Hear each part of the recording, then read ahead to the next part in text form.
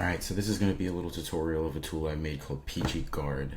And it's kind of my take on how to protect these Supabase and these Postgres databases against Cursor and Claude Code and any of these other tools that people are giving full admin database access to.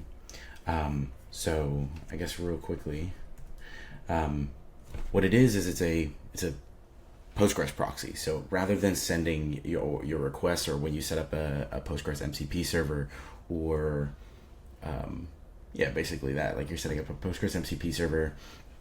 I mean, sometimes you will just let Claude Code or whatnot use your configs directly, but what it will do is proxy those requests in a way that instead of giving it localhost 5432, you give it a new URL that it'll create. For example, if I start running things,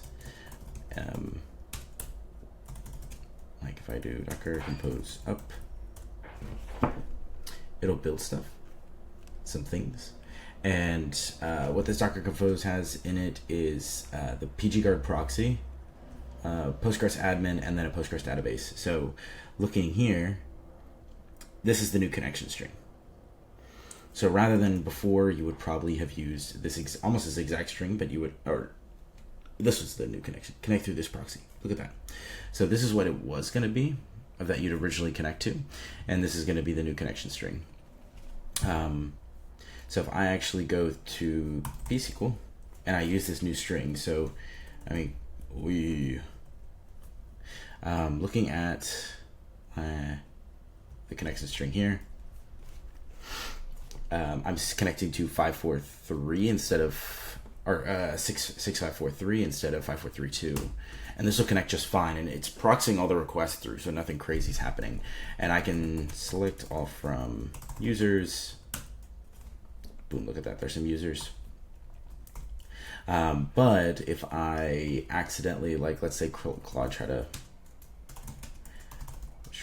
drop my DB for some reason, I get back an error message that's human readable, which is the important bit, because a lot of these LLMs will be able to, or like things like Cursor, any of these agents are able to debug much better if you give them some kind of human. I mean, just like a human, they're able to debug better if you give them some kind of human editing or human readable response, rather than just some like machine response that might be more precise, but it is less clear from the surface. This is very clear what's happening. So if I actually, let me see what I put in the test file, put some users in, but if I went to delete from users, where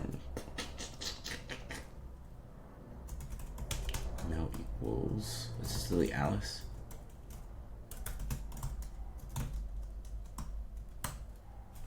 We deleted one. So if I select all from users again,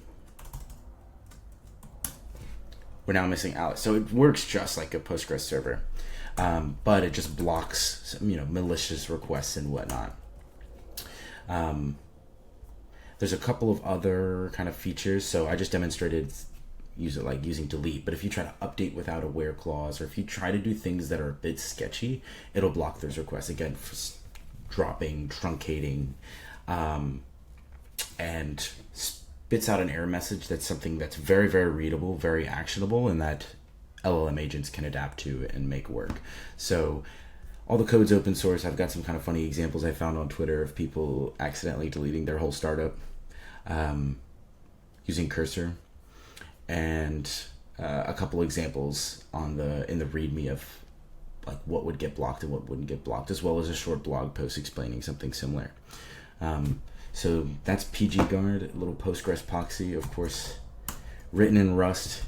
You're not gonna have any overhead with this thing, and you could protect your production database with Cursor. And for, I guess, people who, when I first dropped this on Twitter, I think the initial reaction, or when I sent it to a couple like startup CTOs, you get the first response you get is, well, I just give it a read-only user.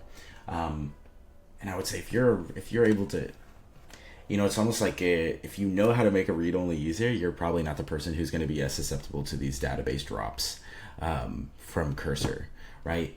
The point of the proxy is it's like mega easy to deploy. Just run it. It gives you a new connection string. Use the new string. You don't have to do anything. You don't have to follow any tutorials. You can make the argument that like, okay, make Claude Code would do that for you. But again, if you're not that technical and you're somebody who's going to fall for something like this, you're probably not even going to know to make a read-only user or whatnot. So just a fun project.